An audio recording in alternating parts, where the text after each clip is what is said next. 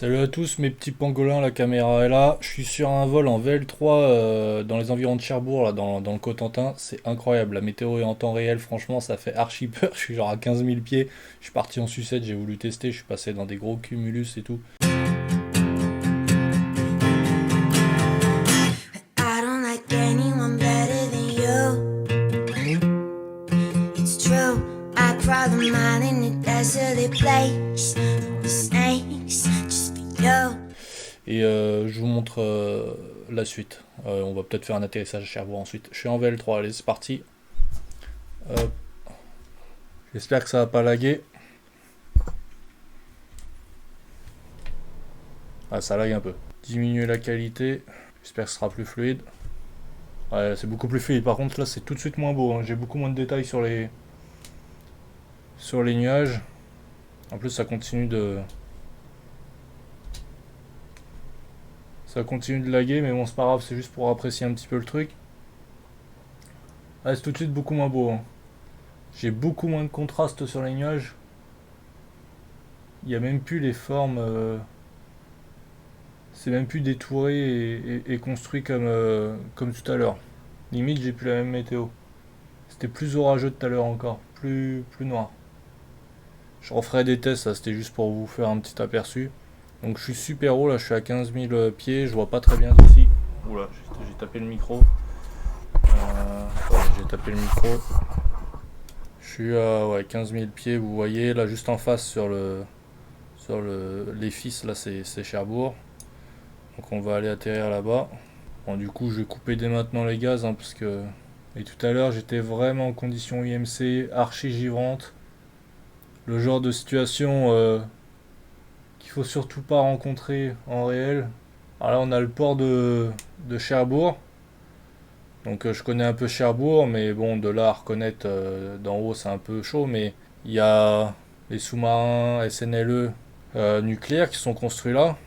Il y a l'école navale, une école d'énergie atomique, je pense pour la propulsion des sous-marins. Je pense pas que ça soit lié aux armes atomiques.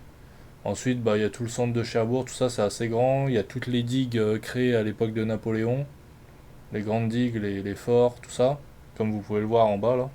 Bon, mon vol était un peu plus intéressant tout à l'heure au début, mais j'ai tardé à lancer l'enregistrement.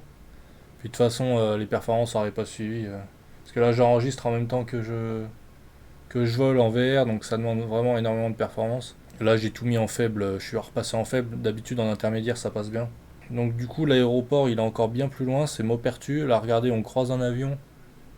Je sais pas si c'est... On vient de croiser un avion. Ah il est tout là-haut.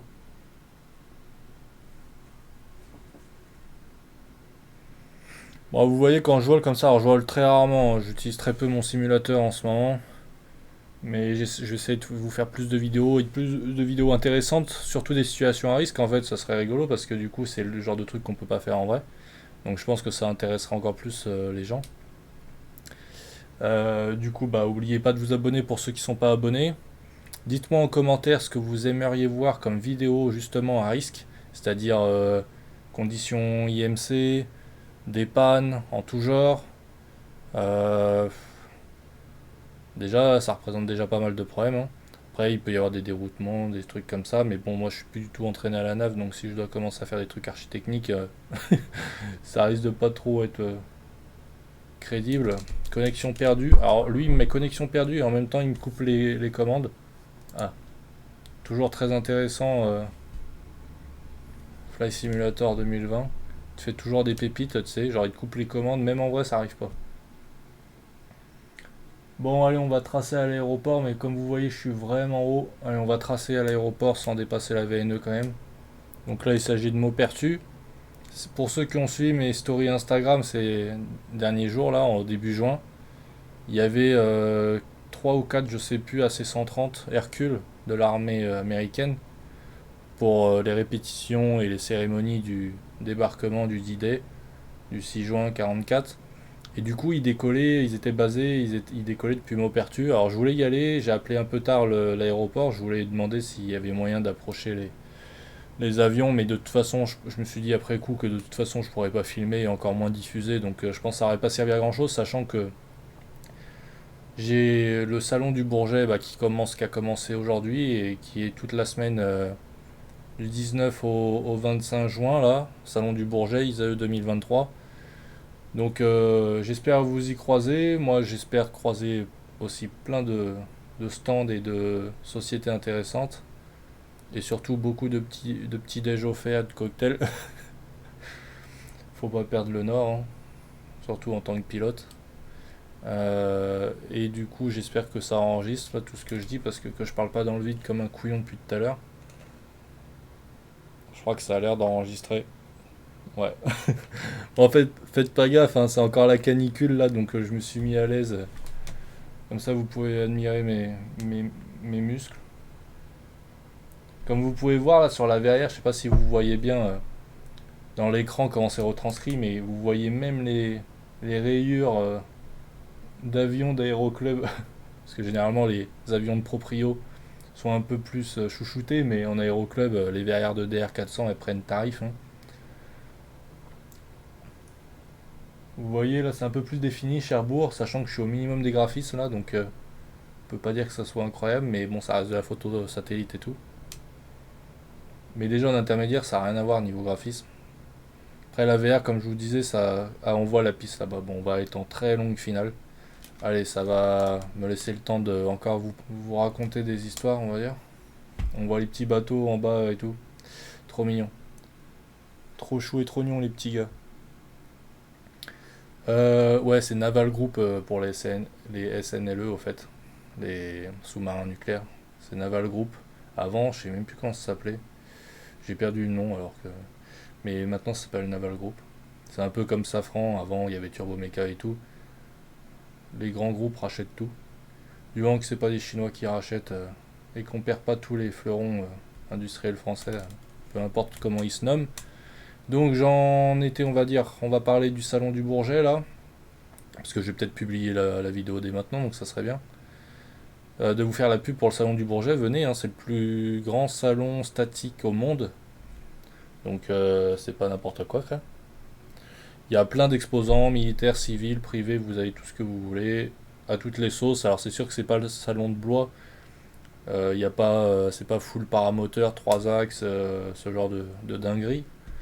Là on est sur des trucs un peu plus gros, un peu plus chers, un peu plus pro même, parce qu'il y a beaucoup de business, hein, c'est avant tout un salon de business, hein, c'est des sociétés et des filiales qui se rencontrent, qui font de la com, mais il n'y a pas que ça, loin de là. Et puis de toute façon, même ça c'est intéressant pour des particuliers, pour voir un petit peu l'ampleur de l'aéronautique, de, de l'économie aéronautique. Mais outre cet aspect, sinon il y a énormément de choses à voir, quoi. Il y a des avions en tout genre statiques, et puis en vol, vous aurez le plaisir de voir bah, toutes sortes d'avions, avions de chasse, avions de ligne et compagnie. Je suis encore bien haut là, on va continuer à réduire, je sais plus, non, je suis contre QFU là, donc on va avoir le vent dans les fesses, ce qui n'est pas agréable, vous, vous, vous validerez, regardez les reflets sur l'eau, sympa, hein. Et donc bah ça vaut le coup d'y aller quoi. On se retrouvera là-bas, moi j'ai accès pro toute la semaine. Donc je vais essayer de vous faire un maximum de vidéos, d'interviews en tout genre, diverses et variées, parce que bah, la chaîne ne s'arrête pas que à l'aviation légère. Enfin, je peux, si j'ai l'occasion d'avoir autre chose en interview, bah, je le ferai, c'est toujours intéressant. Et du coup, le public c'est vendredi, samedi, dimanche. Donc moi je pensais, donc vendredi j'y serai toute la journée pour ceux qui veulent, et puis sinon samedi j'y passerai sûrement 1 ou 2 heures avant de repartir en Normandie.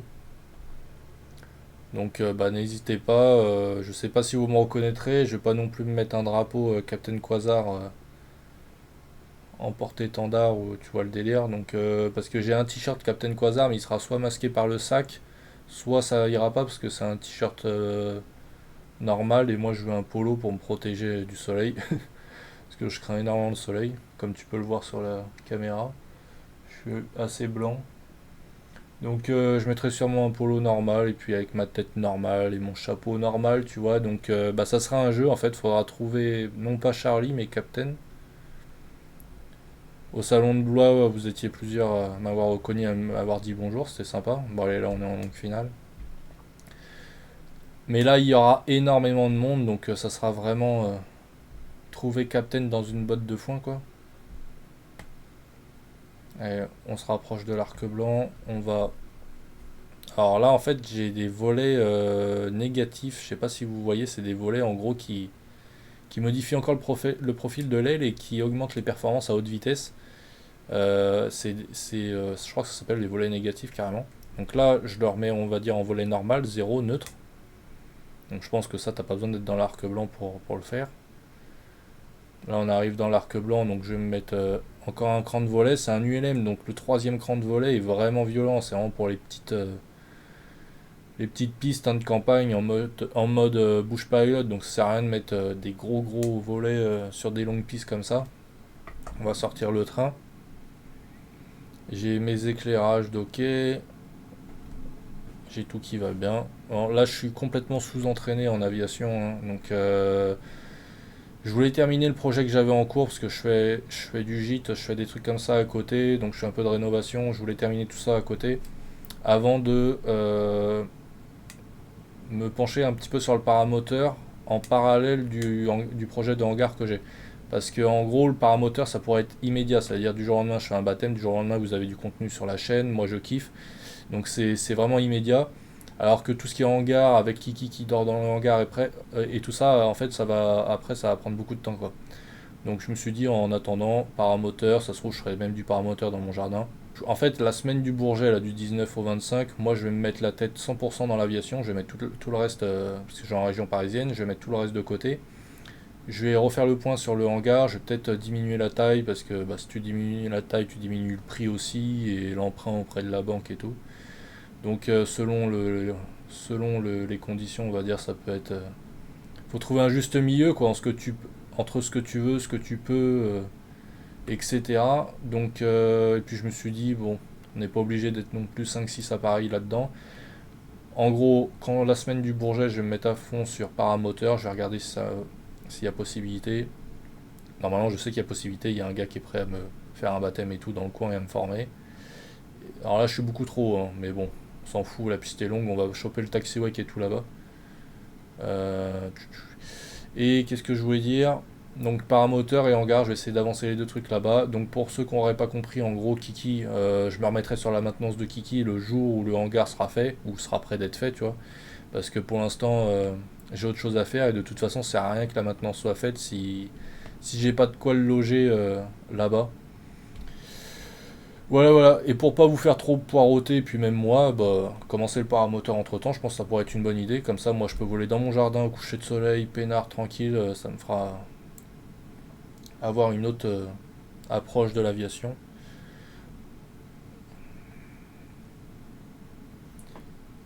Donc là, la longue piste de Maupertu, j'y ai jamais atterri. Je connais pas du tout Maupertu, pourtant ça vient de moi. Oh putain, ça a bugué, je me suis dit, ça va cracher. Bon, je suis beaucoup trop rapide et tout, mais bon. Alors parfois on peut se faire avoir quand t'as beaucoup trop de marge, après tu peux arriver avec des paramètres tout pourris. Bon là en VR, les gens, c'est vraiment absolument incroyable, hein. Pour ceux qui n'ont jamais testé la VR, vous ratez quelque chose, ça a absolument rien à voir avec la simulation normale, hein. Même trois écrans traquir, ça arrive pas à la cheville de la VR.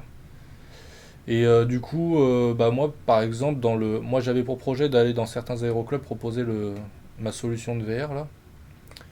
Mais il y a aussi un autre truc, c'est que ce qui serait cool, c'est de proposer ça à l'essai dans mon futur hangar. Ce serait trop cool avec un siège pour le simu, et commandes, tout ça. Et puis ça ferait un peu une attraction comme à Disney, quoi. Bon, des projets, ça manque pas, hein. Après, faut réussir à les concrétiser, tout ça. C'est pas simple, donc faut pas avoir trop gros. Faut essayer de faire au fur et à mesure. Et puis ça se passe bien, plus ou moins. On essaye. Faut pas lâcher. En tout cas, j'espère que cette petite partie de vol, parce que finalement vous avez vu que la moitié vous a plu. Je vous rappelle, dites-moi en commentaire si vous voulez voir des des choses extraordinaires sur Simu parce qu'il y a de quoi faire. Abonnez-vous, mettez la petite clochette, c'est important la petite clochette. Hein. Et puis on se retrouve sur Discord, Insta. Je mets beaucoup de choses sur Instagram. Vous verrez en direct l'actualité concernant le salon du Bourget. Et je vous sortirai des vidéos YouTube prochainement. Moi je vais garer mon popotin ici, en plein milieu, comme ça je gêne, mais c'est pas grave. Il y en a, il s'appelle Zombie Slim X. Ça fait plaisir. Et bah, moi en tout cas, ça m'a. Allez, où la caméra? Moi ça m'a bien fait kiffer ce petit vol. Ça faisait un bout de temps que j'avais pas utilisé la VR là. Toujours aussi incroyable. Et à plus les gens. Allez, à bientôt tout là-haut.